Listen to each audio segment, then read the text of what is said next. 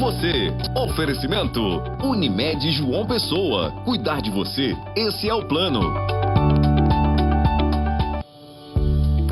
Olá, muito bom dia. Chegou o fim de semana e o programa Saúde Você está no ar.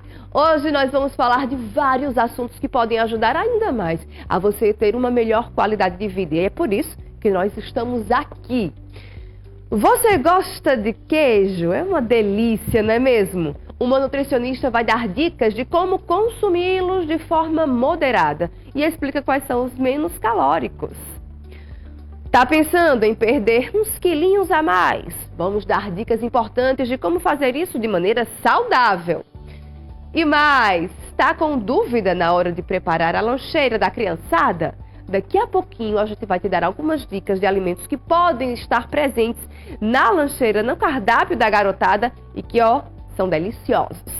Tudo isso e muito mais você acompanha a partir de agora no programa Saúde Você, que está apenas começando.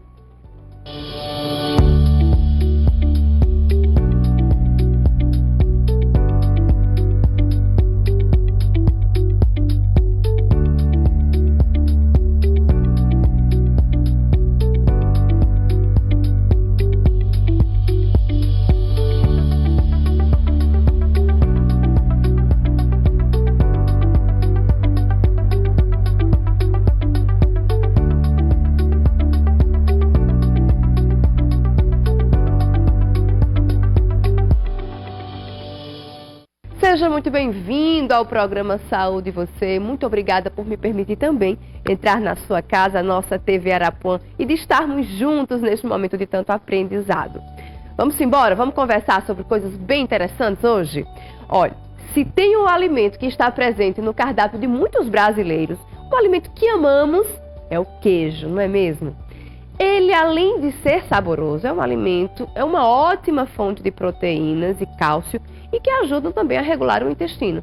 Mas existem alguns tipos que devem ser consumidos com mais prudência, mais ricos em gorduras. Veja aí. É difícil resistir a um pedaço de queijo, principalmente pela manhã. No café do nordestino sempre tem um cuscuz ou tapioca com tipo coalho do lado. Lá em casa é mais queijo coalho. Mas para comer como assim? Todo dia na tapioca.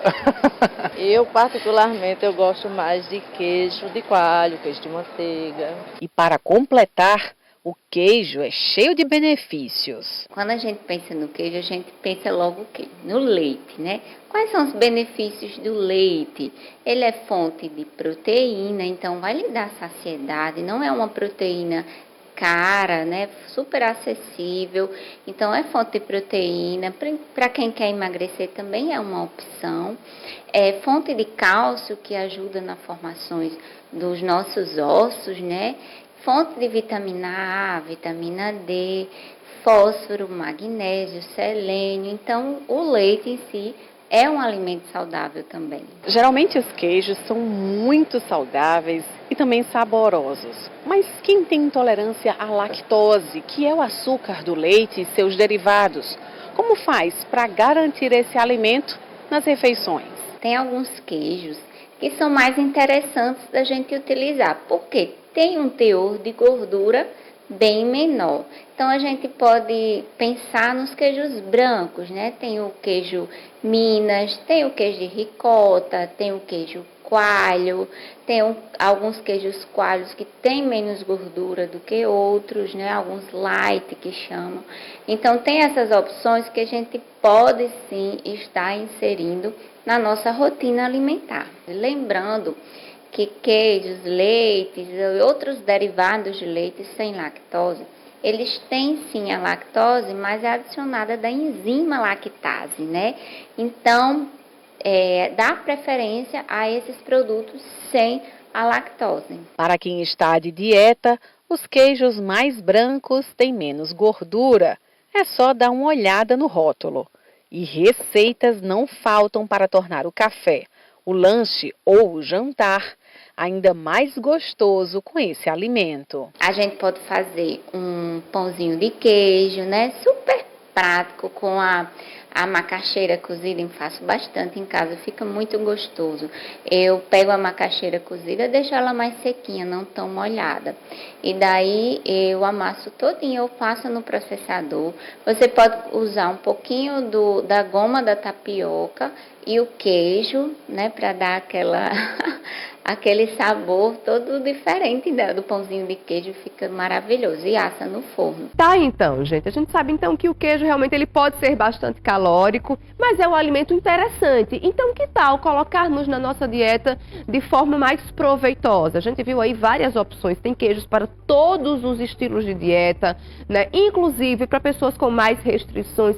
E hoje eles estão bastante saborosos. Os queijos hoje que não tem lactose, para quem tem algum tipo de intolerância, eles são bastante saborosos e podem ser, sim, acrescentados na dieta com uma moderação. O que é que a gente deve fazer? Vamos evitar os excessos. Então, uma pequena fatia de queijo no seu sanduíche, no seu pãozinho, na salada, já vai fazer uma diferença enorme no sabor e não vai pesar, não é mesmo? Vamos evitar só os excessos. Mas ele, de forma moderada, cai muito bem. Vamos preferir, claro, aqueles mais magros, principalmente para as pessoas que precisam, né, perder peso, que precisam ali ou então estão realmente com as taxas um pouquinho mais elevadas. É preciso consumir com mais moderação. Por falar nisso, dados do Ministério da Saúde apontam que a obesidade hoje atinge mais de 6 milhões de pessoas aqui no Brasil. Gente, é muita gente com obesidade. Mas como perder peso de forma saudável? A gente conversou com a endocrinologista Aline Feltrin. Acompanhe. Segundo dados do Ministério da Saúde, de cada 5 pessoas, uma é considerada obesa. Mas o que vem a ser de fato essa obesidade? Tem algum grau que já põe em risco ainda mais a saúde do indivíduo? Sobre isso a gente conversa agora com a endocrinologista Aline Feltrin. Muito obrigada pela sua participação. Primeiro a gente vai começar a explicar isso, né? De fato a obesidade é uma doença. Qual o nível de obesidade que de fato a pessoa tem que correr atrás de melhorar essa qualidade de vida para poder viver mais e melhor? Sim, com certeza, Thaisa. Hoje a gente já tem, né, reconhecido mundialmente desde 2013 que a obesidade é uma doença, tá? Independente de você ter alguma doença associada à obesidade ou não, ser diabético, hipertenso, ter uma doença do fígado, mesmo que você não tenha nenhuma outra doença associada, a obesidade por si só é considerada sim uma doença, porque ela tem muitos inimigos invisíveis, né, como a gente fala. Então a gente tem um estado inflamatório crônico, a gente tem uma redução da imunidade, isso ficou bem evidente durante a época da Covid, que as pessoas obesas tinham uma chance maior de mortalidade, tá? E desde então a gente tem prestado mais atenção nessa doença, né, para principalmente incrementar ações para conscientizar a população da necessidade do tratamento. E quando, né? Como que eu vou saber se eu sou obeso ou não? Então, assim, de modo em geral, a gente usa uma conta mais simples, né? Que não é a forma mais precisa, mas que para a gente caracterizar na população de modo em geral é o IMC, que é aquela conta que a gente faz o nosso peso dividido pela altura ao quadrado. Então, se esse valor estiver acima de 30, a gente já caracteriza como obesidade.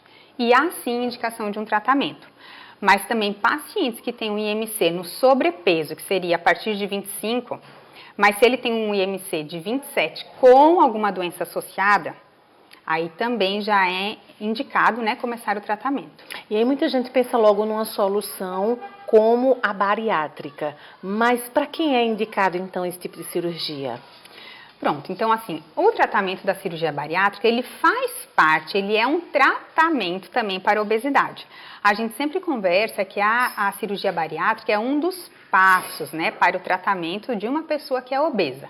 A indicação principal é aquele paciente que tem um IMC acima de 40, que a gente já classifica como obesidade grau 3, ou um IMC acima de 35 com essas comorbidades, que as principais são a diabetes, hipertensão, a apneia do sono, alguma doença psicológica envolvida também com a obesidade, doenças de articulações, né, que são as principais.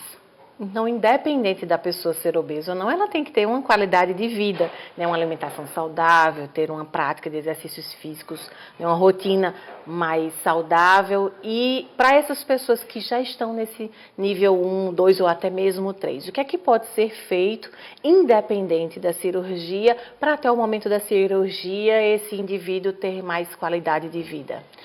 Pronto, então assim, a questão da obesidade a gente tem que pensar que é um processo. Né? Então, ninguém fica obeso do dia para a noite. Então, a gente não vai ter um resultado satisfatório num tratamento a curto prazo. Tratamentos a curto prazo, a gente fala que estão mais direcionados para a estética, que não é o que a gente está conversando. A gente está conversando sobre obesidade, que é uma doença, tá? Então, assim, o que envolve o tratamento da obesidade são muitas questões. Hoje em dia, a gente já sabe que essa doença está relacionada com muitos parâmetros, assim, genéticos, né? E também do estilo de vida. Não é uma mera falta de vontade, não é porque a pessoa é preguiçosa ou porque simplesmente ela é desleixada com a vida dela que ela se torna obesa. Tá? Então, são muitos pontos para a gente abordar com esse paciente. Né? Claro que a gente tem que melhorar o nosso padrão de qualidade alimentar. Isso é fundamental para todos. Fazer escolhas melhores, né? Não optar por dietas mirabolantes ou algo assim mais que sugira assim, resultados imediatos. Ah, chá seca a barriga. Eles não funcionam. Não. Perca 5 quilos em uma semana com esse tratamento, né? Uma fórmula mágica, tá? Com certeza, se isso funcionasse, né? Não existia quase ninguém, né? Acredito no Brasil, que estivesse acima do peso, tá? Então, a gente tem que buscar uma melhora do nosso padrão alimentar, né? Para a gente conseguir dar seguimento. Assim como tentar se movimentar um pouco mais. Né? Hoje, apenas 8% das pessoas do Brasil, elas praticam atividade física na academia. Mas a gente tem que tentar melhorar isso de que maneira? Orientando, que a gente pode simplesmente se movimentar mais, caminhar mais. Para você deixar de ser sedentário, 7.500 passos ao dia já são suficientes. Mas você fala, mas isso é difícil? Não, realmente é difícil. Mas é possível? É possível. Né? Você pode tentar incrementar ações, ao invés de ir de carro em algum lugar mais próximo, você ir a pé, você subir uma escada, no lugar de pegar uma escada rolante, incrementar ações do seu dia a dia que você se movimente mais, levantar um pouco mais, né? Hoje em dia a gente resolve tudo pelo celular, tudo é o controle remoto, então por isso que dificulta um pouco mais.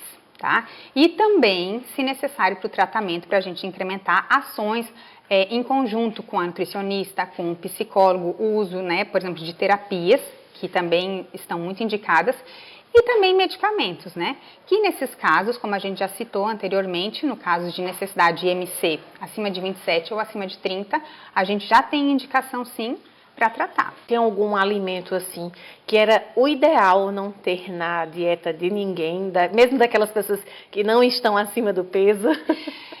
Esse assunto assim um pouco polêmico, vamos dizer. Porque todo mundo sabe, né? Assim, já chega, eu não como pizza, eu como pizza, hambúrguer, refrigerante, né? Os alimentos realmente que são muito processados, esses multiprocessados, tá?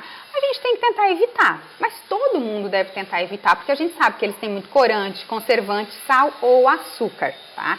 Então, esse tipo de alimento não deve fazer parte da nossa rotina como um todo. Mas aqui eu trago um alerta sobre os alimentos, assim, fitness, que eu falo, né? O que é um alimento fitness? Não sei. Se eu perguntar para você, você vai dar uma definição, para outro colega vai dar outra. A gente não tem uma definição disso. E às vezes a gente cai na tentação de ficar fazendo essas escolhas até no supermercado. São alimentos que geralmente têm um custo mais elevado, mas nem sempre lá atrás, na informação nutricional, vão ter um valor calórico reduzido. E a gente às vezes acaba consumindo em maior quantidade e hoje em dia esse mundo fitness está bem evidente, a gente tem muitas lojas, a gente tem muito nos mercados, nas academias. Está bem acessível. E às vezes a gente acaba trocando, como se diz, 6 por meia dúzia, não tendo nenhum resultado de forma específica no dia a dia. Então assim, de modo em geral, não tem nenhum alimento vilão na nossa vida. O que a gente tem que fazer é tentar ter uma qualidade alimentar melhor e os alimentos que são mais gordurosos, com maior açúcar, a gente tentar reduzir ingestão, um pouco a quantidade, sim. E compensar nas atividades físicas, né? Mas tem uma coisa que, de fato, eu acho que é o vilão, é o cigarro. É um hábito que, junto da obesidade, se torna ainda mais perigoso para a saúde desse indivíduo. Com certeza, né? O tabagismo, né? Isso já está bem frisado, caracterizado, que aumenta inúmeras doenças, tá? Então, com certeza, se você for juntando fatores de risco, obesidade, tabagismo, né? Outras, às vezes, uma hipertensão, com certeza você vai ter todos esses fatores somados, um risco cardiovascular muito maior para essa pessoa. E por que as mulheres têm mais dificuldade para perder peso do que os homens? Ou isso é um mito? Na verdade, isso não é um mito. É mais assim, uma dificuldade para a gente que é mulher, sim, né?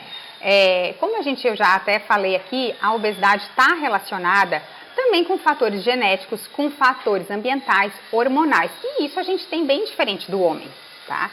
Então, com certeza, o homem tem um metabolismo um pouco mais favorável, ele tem alguns hormônios que também favorecem um pouco a não acumular tanta gordura quanto a mulher. E a mulher também passa por alguns momentos da vida, por exemplo, se ela engravidou, ela vai ter um aumento maior de peso, né, numa fase, então ela vai ter que passar por novamente um processo de emagrecimento. Durante a menopausa, ela também vai passar, todas irão passar por um momento de aumento de peso, também com maior dificuldade de emagrecimento, mas com certeza isso a gente deve ter consciência e buscar logo no início o tratamento e uma ajuda, né? Olha, eu sei que é difícil fazer dieta, eu sei que é chato, está sempre alguém falando no seu pé, olha, faz dieta, ó, tá com excesso de peso, tá com sobrepeso, inclusive até o médico às vezes, né, tá sempre lá em cima de você pedindo para emagrecer, pedindo para perder peso, pedindo para fazer exercício físico, não é mesmo? Mas, gente, é porque hoje a gente precisa encarar a obesidade como uma doença crônica que ela realmente é. Ela é uma doença crônica, então ela vai estar sempre ali por perto daquela pessoa que tem a predisposição. Da mesma forma que a gente cuida do diabetes de maneira contínua, que a gente precisa cuidar da hipertensão de maneira contínua, ininterruptamente, a gente também precisa ter essa atenção em relação à obesidade. Não é apenas uma dieta de um tempo isolado, é uma dieta, porém uma reeducação alimentar. Né? A educação alimentar, que você possa manter de maneira sustentável uma dieta saudável, uma dieta que possa manter o seu organismo longe da obesidade, ou pelo menos o mais longe possível, né, que a gente conseguir. Então, vamos ficar atentos e pedir ajuda aos nossos médicos, aos profissionais que ficam ao nosso redor. E você, sabia que existem alimentos que podem ajudar na perda de peso? Pois é. As dicas agora no quadro Saúde em Dia.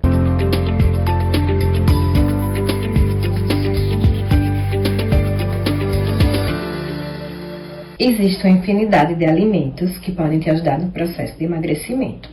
Entre eles, são os alimentos com maior baixa caloria. Mas em nenhum alimento em específico ele vai te fazer emagrecer. Tudo vai levar em conta o seu cotidiano, a sua rotina, o seu dia a dia, qual atividade física que você pratica, qual a constância dessa atividade física, quanto tempo leva essa atividade física no seu dia, o consumo de água, quanto de água você bebe no seu dia, tudo isso é calculado. Como também em que momento do dia você se alimenta, que horário, qual alimento você come naquele horário e as quantidades também. Mas, de uma forma geral, existem esses alimentos que nesse processo podem fazer parte do seu dia, que você pode incluir, como, por exemplo, o grão de bico, por ser fonte de fibra, vai te ajudar a saciedade, a quinoa, os alimentos de fonte integral, como o arroz integral, as frutas, com a maior quantidade de água nela composta, vai te ajudar na diminuição da retenção de líquido, como o abacaxi, a laranja, o melão, a melancia. E existe também uns chás que você pode incluir, se você puder, mas você precisa procurar um profissional antes, pois nem todo chá serve para todo mundo. Mas esses chás podem te ajudar na retenção, a diminuir essa retenção, que pode ser o cavalinha, o chá verde, o hibisco. Então, toda essa alimentação pode ser incluída no seu dia. como também as fontes de proteínas magras, né?